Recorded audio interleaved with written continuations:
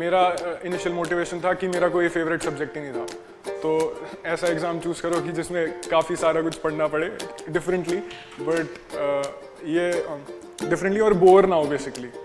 तो in 10th standard I remember the exact day when I decided कि I wanted to do UPSC, and it was regarding the final day boards के बाद जब stream choose करने का point आया कि whether I have to do non medical और medical और कॉमर्स और आर्ट्स।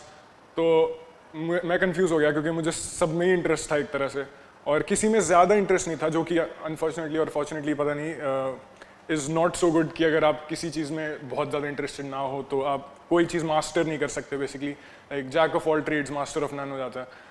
तो in my school I was in KC Public School Jammu. They didn't have humanities, but I had some sort of interest in history.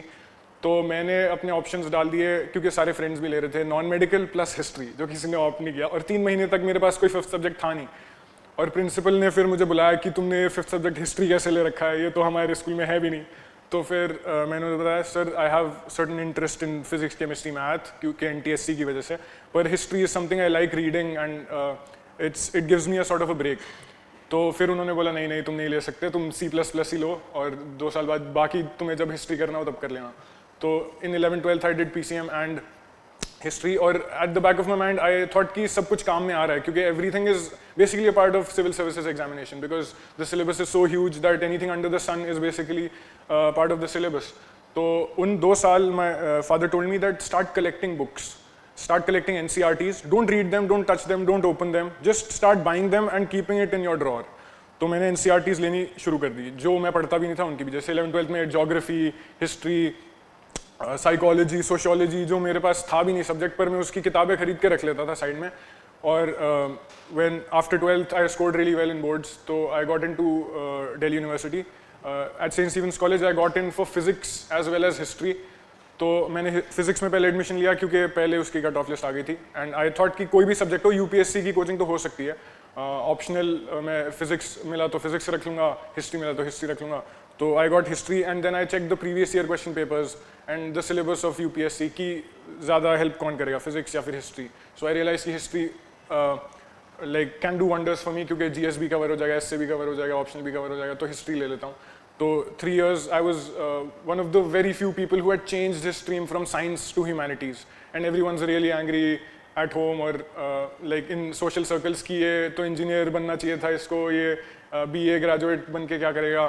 तो but me and my parents we had this single minded aim कि UPSC तो देना है college के बाद, graduation के बाद। तो 3 साल I had this comforting feeling in college कि I had to learn things that I won't get the opportunity to learn after college. So I started dabbling with theatre, creative writing, filmmaking, quizzing. तो ये सब मुझे बहुत interesting लगा, 3 साल बहुत सीखने को मिला। I was never a executive member or any office holder in college because काफ़ी societies थी और मैं किसी में ज़्यादा एक्टिव नहीं था, लेकिन हर किसी में थोड़ा थोड़ा एक्टिव था कि कहीं से भी कुछ भी सीखने को मिले तो just gain knowledge and it might be applied later in life somewhere. तो 3 साल यूपीएससी के बारे में सोचा भी नहीं और इन चीज़ों में ज़्यादा इंटरेस्ट लेने लगा। जैसे I directed lot of short films and wrote a couple of plays, went like travelled a lot. Travel is my number 1 hobby and I absolutely love travelling across historically and culturally important places. I like trekking. तो ये सब मैंने 3 साल कॉलेज में किया। That somewhere at the back of my mind मुझे पता था कि 2 साल तो पढ़ाई को देने ही पड़ेंगे जब ये सब कुछ नहीं हो पाएगा। तो after graduation I dropped 1 year और कॉन्शियसली कि अब तैयारी करनी है। I sort of relinquished my cell phone. मेरे पास फ़ोन नहीं था 2 साल प्रिपरेशन और एग्ज़ाम के टाइम, और सोशल मीडिया पे मैं नहीं था, कहीं पे भी मैं था नहीं। Basically my single minded aim was to prepare for the exam. तो मैंने प्रिपरेशन फाइनली स्टार्ट की अगस्त 2017 में। I graduated, I gave my exams in May, June 2017. August 2017 में मैंने स्टार्ट किया and I started with NCERTs जो इतने साल से इकट्ठे हो चुकी थी, उनको मैंने अब पढ़ना शुरू किया। और ऑल्सो कॉलेज में बहुत सारी बुक्स थी जो नेचुरल रीडिंग के लिए और आपका बेस बनाती हैं, वो पढ़ना काफ़ी शुरू किया। Reading has been very important part of my life since childhood, क्योंकि आर्मी लाइब्रेरीज हर कैंट में होती हैं पर कोई यूज़ नहीं करता उन्हें, तो हम ही कुछ बच्चे कुछ दोस्त वहाँ जाके कॉमिक्स काफ़ी पढ़ी और ये सब। I distinctly remember in my interview also they asked me कि तुम्हारा फॉरेन अफेयर्स में इंटरेस्ट कैसे हुआ, तो आई टोल्ड देम कि there is this comic called adventures of Tintin which actually inspired me to study world affairs. तो ये सब हाँ रीडिंग की वजह से फाउंडेशन थोड़ा बनता गया, पर जब प्रिपरेशन स्टार्ट हुई तो अगस्त से लेकर सितंबर अक्टूबर नवंबर तक मैंने एनसीईआरटी सारी ख़त्म की। I used to make an action plan. My basic routine was 8+8+8, 8 घंटे पढ़ाई, 8 घंटे सोना, 8 घंटे बाकी सब कुछ करना। And I am not really a good student at night, तो फिर मैं रोज़ सुबह उठता था 6 बजे और 10 बजे सो जाता था शाम को। तो ये बहुत ही डिसिप्लिन्ड एक्शन प्लान होता था मेरा, and I used to revise it every week, every month, every 2 months। And there were 3 basic things. There was an action plan, there was a strategy, and there was basically a general outlay of what syllabus has to be finished in 1 week or 1 month. तो इन 3 महीने में NCERT सारे subjects की सब खत्म किया। लक्ष्मीकांत धीरे धीरे थोड़ा स्टार्ट किया। Extra books I did not read, I stuck to NCERT basically because I didn't know of the other books, but it actually worked in my favour. मैं कंफ्यूज नहीं हुआ इतना कि ये किताब भी पढ़ लेता हूँ, ये भी पढ़ लेता हूँ, ये भी पढ़ लेता हूँ। एनसीईआरटी इसको बार बार पढ़ा। तो नवंबर तक ये सब चलता रहा, और फिर नवंबर के बाद for 2 months I dedicated wholly to history, my optional. मैंने जीएस छुआ भी नहीं। 2 महीने हिस्ट्री के बहुत ही कॉम्प्रिहेंसिव नोट्स बनाए फॉर बोथ पेपर्स, और उनको रिवाइज करता गया, अपडेट करता गया धीरे धीरे।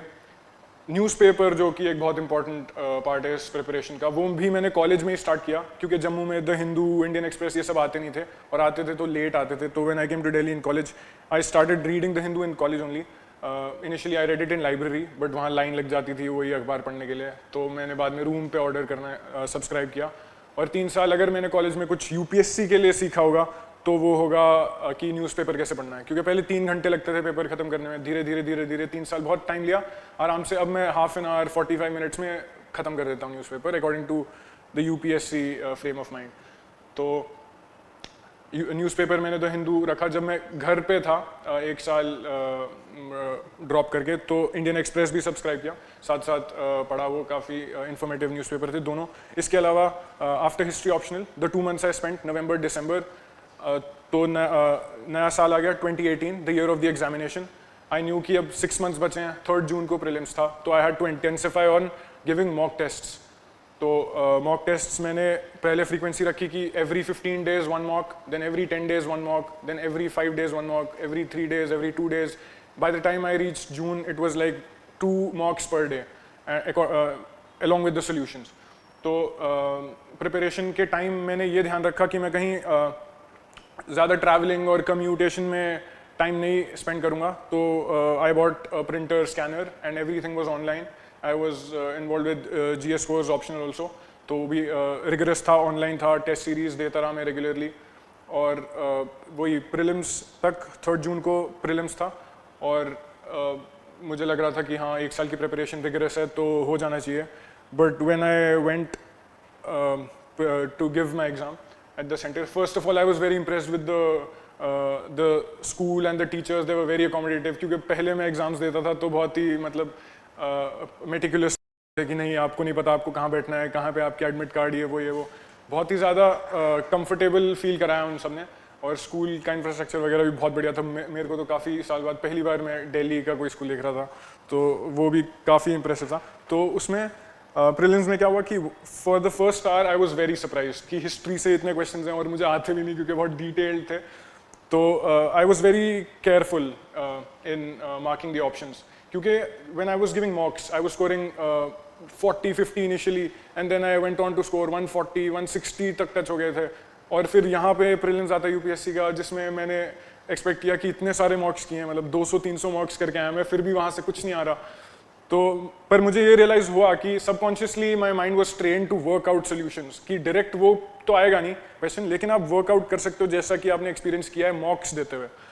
तो 1 घंटा मैंने काफ़ी केयरफुली मार्क किए अपने आंसर्स, और मैं बैक फुट पे था एक तरह से। एंड आई रियलाइज कि 1 घंटा बचा है और आधे से भी ज़्यादा क्वेश्चन पढ़ने ही बचे हैं और फिर रिवाइज करना बचा है और मार्क नहीं किए थे सर्कल्स। तो आई डिसाइडेड कि अब एग्रेसिव होना पड़ेगा, there is no point in being defensive. तो I attempted like 90 questions and went ahead. और मोर और लेस वो दिन थोड़ा प्रॉब्लमेटिक था शुरू में, लेकिन लेटर आई रियलाइज कि नहीं हो जाना चाहिए इतना, मतलब इतना बुरा भी नहीं हुआ पेपर कि ख़राब हुए, लेकिन हो जाना चाहिए क्लियर एक तरह से. But rather than wasting time on analyzing prelims, I started my mains preparation only. मैं थोड़ा ब्रेक लेने के लिए अपने दादाजी नाना जी के पास गया, 1 हफ्ता 2 हफ्ता. तो वापस आके I was back in the game. I was doing a mock paper every 3 days, क्योंकि 3 month बचे थे, और it was very a short period of time because prelims का result भी नहीं आया था, and it was a very confusing time for other candidates as well, I am sure. तो I focused on these things only. Mock paper कैसे देना है, because my handwriting is really bad and I'm a very slow writer. तो जहाँ 200 words का question लिखना होता था, I could only complete 120 words or 140 words. So I realized कि I could use flow charts and diagrams to save time and to look like the answer can be beefed up using these tricks, and वो ज़्यादा presentable लगता. तो my only coach for answer writing was my father, because he doesn't quite understand the technicalities of subjects, but he has this ability of simplifying things very easily. कि अच्छा approachable problem है तो इसमें introduction क्या होना चाहिए, body, conclusion, basic चीज़ें which an examiner expects. Other than that, my mother was very supportive of me. She also became a sort of syllabus expert by the end of this journey. I was the first person from my family to give this exam. तो हर कोई interested था कि ये होता कैसे है, ये इतना इंपॉर्टेंट क्यों है एग्ज़ाम, हर कोई इतने अटेम्प्ट्स लगाता है, कैसे पढ़ता है, कैसे क्या. तो my entire family, even my cousins, everyone was very interested throughout, since prelims, since mains, interview, her part पे बहुत सपोर्ट रहा. And my younger sister was actually my stress buster with her impeccable sense of humor throughout, and she just gave her 10 boards. तो it was an exam time for her as well and for me as well. तो काफ़ी tense situation में भी बहुत light mood रहा घर पे भी. And after mains, so I practiced like 50 mock tests for mains within 3 months. So I was quite confident that I could present my knowledge in the required manner. And I went ahead, September आ गया था. Also I named my phases like this. For example, June में prelims था, तो मैंने notes जो बनाए थे उनको टाइटल दे दिया ऑपरेशन जुनून. इट्स लाइक अ पन, जुनून. तो और ऑल्सो सितंबर और अक्टूबर में कंफ्यूजन था कि मेंस कब होएगा, क्योंकि यूपीएससी हैड इनिशियली सेड कि अक्टूबर में स्टार्ट होगा, but then they started with September. तो I also named it as project October revolution, because जो लेनिन का रेवोल्यूशन था पहले, which was actually according to the Russian calendar which is different from Gregorian calendar. तो उसमें भी ऐसी dates की कन्फ्यूजन रहती है, और यूपीएससी ने भी ऐसी कन्फ्यूजन दे दी थी.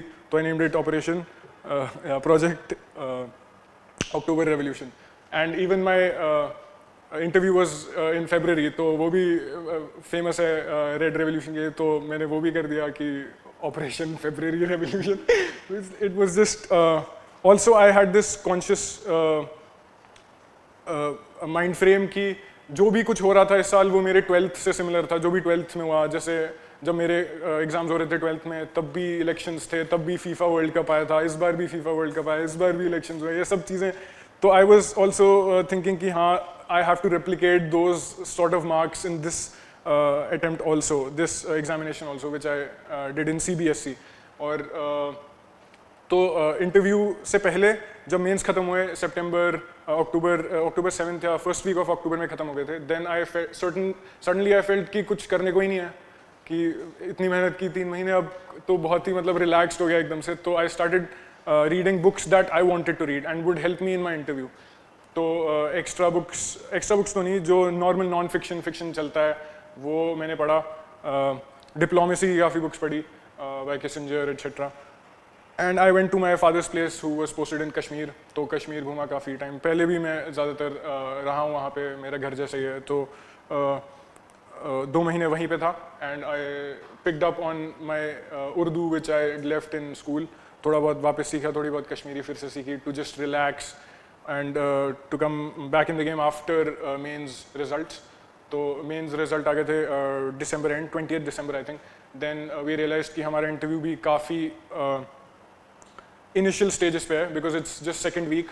तो I came back to Delhi, joined some mock interview sessions with several coaching institutes.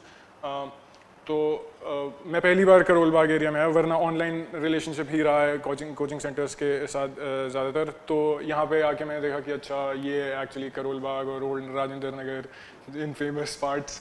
तो यहाँ पे फिर मॉक इंटरव्यू में 6-7 मॉक्स दिए मैंने, और फिर मेरा फाइनल इंटरव्यू 19 फेब को था।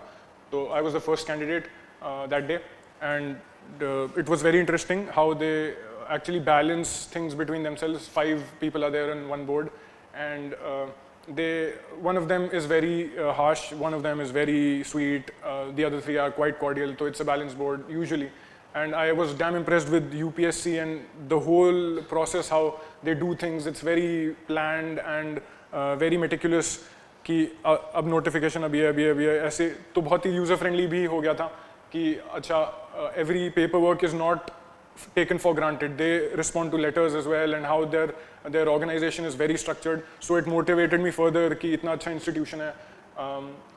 Also while reading in Lakshmikant UPSC के बारे में, I also realized how they've maintained their standards since independence. They've been a constitutional body. So I was very impressed and motivated. My interview finished in 40 minutes and I was free उसके बाद। तो फिर realise हुआ कि अब फिर से prelims की तैयारी में शुरू हो जाते हैं, क्योंकि कोई गारंटी नहीं इस बार सिलेक्शन हो भी या ना हो। तो I started giving mock test again and again, because syllabus तो पूरा हो चुका था। तो इंटरव्यू के बाद मॉक टेस्ट शुरू कर दिए थोड़ी ब्रेक के बाद। तो by March end I was done with like 30-40 mock tests again, because now I discovered that it was quite interesting to just tick answers, and it felt very organic because it was a part of my routine for the past 1 year. So I didn't feel very tensed or anything, but I just kept on doing prelims कि अगर नहीं निकलता कोई बात नहीं, अगला attempt भी देंगे। Filled my form again, and fortunately on 5th April my result came, and I got the 51st rank, which is quite great. I got into the first attempt as well. तो अभी मेरे पास अभी भी cell phone है नहीं, तो मुझे खरीदना है। तो अगर आपके पास सजेशंस हैं तो कमेंट में डाल दीजिए। और अभी I have to catch up on all those friends that I haven't been in touch with for the past 2 years, with my teachers in Jammu and Delhi and a lot of relatives. तो also I'm very excited because academy मैंने कभी देखी नहीं, and I don't know the whole structure और क्या कैसी चीज़ें अभी आगे रहेंगी। तो I am very excited to actually know कि होना क्या, इसके बाद होगा क्या, ट्रेनिंग कैसी होगी, how would be the teachers faculty over there, and what would be the calendar like. So it's a very exciting phase for me, and I am just fortunate to all those people who've been a part of the journey. I realized that I have been given an opportunity and privilege to actually ace this examination. It wouldn't have been possible without so many people, especially my parents. And मुझे तो बस बैठ के पढ़ाई करनी थी, जो कि काफ़ी easy part है। अगर आप बाकी रिस्पेक्ट में देखो कि बाकी बहुत चीज़ें सस्टेन करना बहुत मुश्किल होता है। I just had to study, eat, sleep, wake up, study, eat. That's it. So now it's a more dynamic phase, and more. I think a lot of people consider me to be one of those promising youths. So I have a lot of responsibility on my shoulders as well. And interacting with you people also motivates me further that this nation also needs a lot of energetic youth like you, and UPSC is a great examination. All the best to you all for the prelims, and it's been a great journey, a great talk with you, so all the best. Thank you.